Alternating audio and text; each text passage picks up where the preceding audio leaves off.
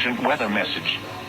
The National Weather Service in Cleveland has issued a severe thunderstorm warning for northeastern Ashtabula County in northeastern Ohio, southwestern Erie County in northwestern Pennsylvania, until 5:30 p.m. Eastern Daylight Time.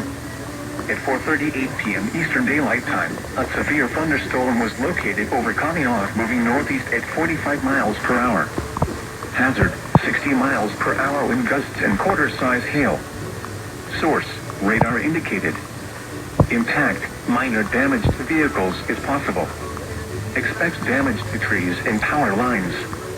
Locations impacted include Erie, Conneaut, Girard, North Kingsville, Waterford, Albion, Northwest Harbor Creek, Lawrence Park, Wesleyville, Lake City, Kingsville, Cranesville, Platte, McKean, Northwest Harbor, Kellogg'sville, Avonia, and Edgewood. For your protection, move to an interior room on the lowest floor of a building.